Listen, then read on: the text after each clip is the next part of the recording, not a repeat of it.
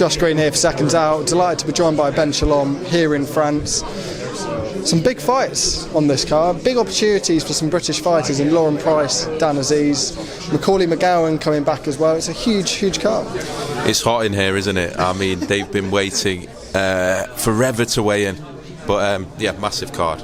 I'm really looking forward to the main event, Claressa against Tony Yoka. I think it's going to be an absolute war. Almost reminds me of the British heavyweight fights that we're used to seeing, the domestic tear-ups. Paris has got its own one. We don't get to see Tony Yoka a lot in the UK, but he's a massive superstar over here, obviously coming off the back of the loss to Martin Bakole, our man. So I'm looking forward to it. Dan Aziz in a big fight for him. Lauren Price, people talk about debutants and steps up and how quickly they're supposed to move.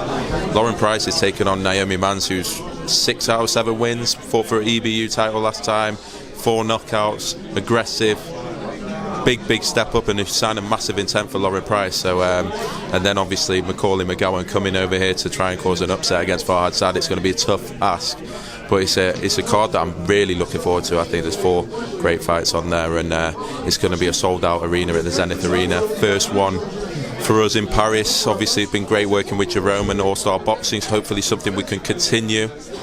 And yeah, working with Canal Plus for the first time, it's exciting. It's great to be here, and something very different, but I'm really looking forward to it. Could we see more of this, more working with European promoters and having boxer fighters on their cards, and maybe having some of their fighters over in the UK? Yeah, I just think, to be honest, there's not the stars where you can just focus on completely one territory, and also we see so many fights not being made because the promoters aren't working together. This is the start of us starting to try and forge working relationships, partnerships with promoters all over the world and broadcasters all over the world as well. And that means when the fights do come around, especially the bigger ones, and you're building stars together, it makes the fights so much easier to make. Obviously we wanted to make sure Dan got the EBU shot. He's fighting Thomas Foray, who's a French guy as well. So it makes sense. It means 2 huge platforms come together, put on fight nights that otherwise might be unaffordable, and it also means that we can put on more nights. We've got another one next month that we're about to announce, not in France but in another country as well. And yeah, it's exciting because it really does change how you think about things and the fights that you can make. And obviously we're thinking long term with making sure that we have a good network.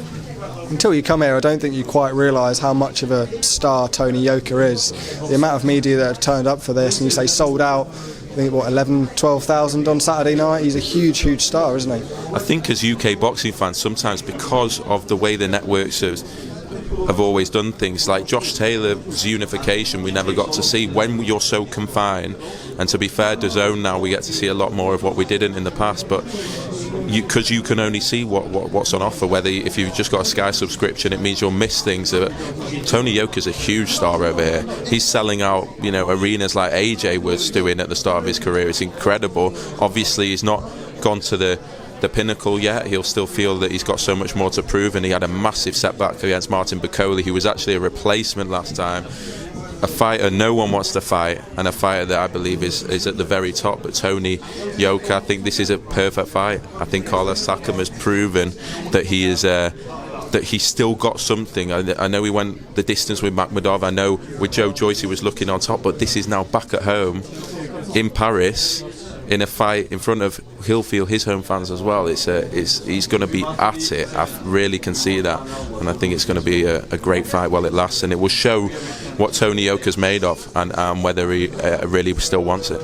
With Dan Aziz, obviously as we speak at the moment, he's overweight. He's got 2 hours to get that weight off, but you would expect him to do so. Yeah. In terms of his situation, we know the story he's got. To be fighting for a European title away from home, although that's something that he's done even over in the UK. Big opportunity, but something that he'll relish. He just loves the challenge. He loves going into the Lion's Den. He loves the big nights. This is what he craved for. He's 33 years old. He never had these big nights. He never had that expectation that of other people that he would get there, and he's had to fight for every moment. So now that he's here, he just enjoys it. He's just relishing it. This is what he wants. He wants the fights where people care about what's going to happen, where people are saying, should he have taken this, should he have not, what's he, this is a real test. And it's a big platform for him on Saturday night, and he's genuinely just overjoyed to be there. He's one of our one of the talent that we really feel that we've developed really well, and now he gets a massive opportunity to become European champion on top of all the other titles that he's achieved, and then there's only one more left. So really exciting time for Dan. Tasha Jonas, we thought that the Shields fight may happen. Obviously she's been picking up title after title, and we thought the big fight against Shields may happen. It seems as she's turned that down, the offer not quite up to what she would have wanted. Do you think that still happens? Maybe, but I think the opportunity was there for Tasha. There was what I thought was a big offer, but at the end of the day, Tasha Jonas is Tasha Jonas, and achieved 3 world titles last year, and it's up to her who she wants to fight, and it's up to her what opportunity she wants to turn down. The Shields fight is a huge name, it's a huge moment. I'm not sure if it will happen now, given that I know that she did turn it down, but hopefully some news on her soon, but definitely got some big news for Claressa Shields next week. Okay, a couple of other subjects I've got to talk to you about. Tyson Fury, Oleksandr Usyk, another fight that we thought may be happening and now looks although it's further away than it was a couple of weeks ago. One's your gut say it happens, and how damaging is it if it doesn't happen? I don't think it happens. I think it's gone now, especially for that day, April 29th. It's just sad, isn't it? It's sad for boxing. I think as a boxing fan, it's you want to see the big fights happen. Forget whether you work in it or not. You just want to see it, and it's depressing because fans lose interest, and those that aren't heavily involved just want to see the big fights. If they don't see them happen, they'll go and watch something else, and it's sad. I think that's the one word. I don't want to put blame on anyone because no one really knows why it's not happened, but it's not good when a fight like that is so obvious and should be so easy to make, and then it doesn't happen, and it's of such significant importance. It's I can't see it being made now, and it's sad because the whole division was waiting on it. Couldn't agree more. Other heavyweight talk in terms of Anthony Joshua, less than a month until he returns against Jermaine Franklin. Do you think Jermaine Franklin's being overlooked at all? Do you think he's a dangerous comeback opponent for Anthony Joshua? I think when Dillian Whyte chose to fight Jermaine Franklin, people were saying, what's Dillian Whyte playing at?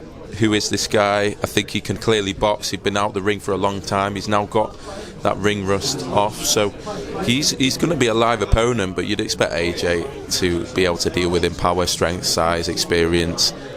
I think it's probably the perfect opponent for Anthony Joshua, and you never know in heavyweight boxing, as we saw against Dillian Whyte. But what an opportunity for Jermaine Franklin. Dimitri's done it again and got his guy a huge opportunity. But it'd be great to see AJ back. I'm just looking forward to seeing him at the O2 again. And it's good to have another big name back in the mix. In terms of the boxer schedule, you mentioned a big announcement involving Claressa next week. Are you expecting any more dates coming soon?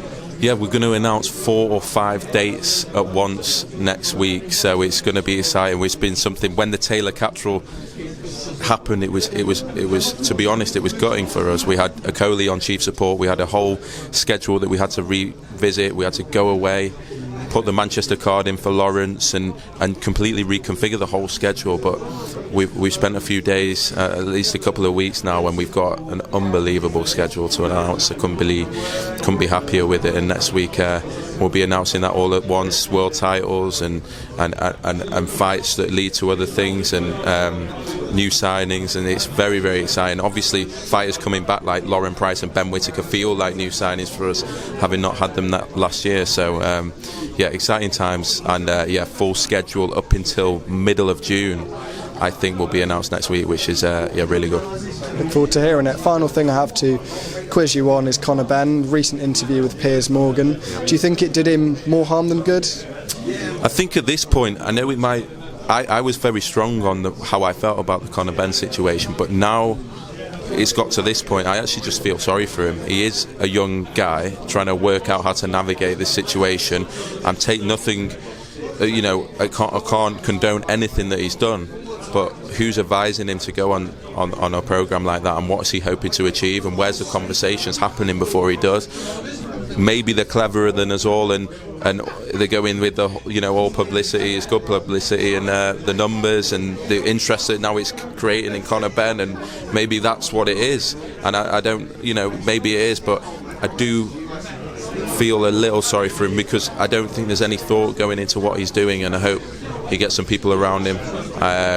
As I say, not condoning anything that he's done. I've said my piece on that. I've been very, very strong on that, but at this point it just doesn't look like maybe there's too much guidance there, unless, as I say, it is all part of a bigger strategy. Do you think the only way this can really be resolved now is if we do see that 270-page document? He's been very coy and very strong on saying that we won't see it, but do you feel like it's the only way it could be resolved? I don't think how we can see it, because unless I think it doesn't work as an excuse. I think I've listened to Adam Cattrall, I've spoken to the board, I actually listened to Fight Disciples, and a lot of what they're saying is right. It's a strict liability case. He's not really got an excuse as to why it's in his body. The tests have been declared, like they've not been contaminated. I just don't think it will achieve anything. There's a reason why we're going around the houses here. It is what it is. I think everyone can see it for what it is. I hope it gets dealt with quickly, not just for boxing's sake, but for Conor's sake as well. I think the fact that you can go around the houses and do all these things is no good for anyone. I'm tired of talking about it, because in any other sport it would be dealt with pretty quickly, and that's where maybe the big problem lies. And that's all I have to say on that. Cheers for your time, Ben, and we look forward to Saturday night here in Paris. Thank you. Cheers, mate.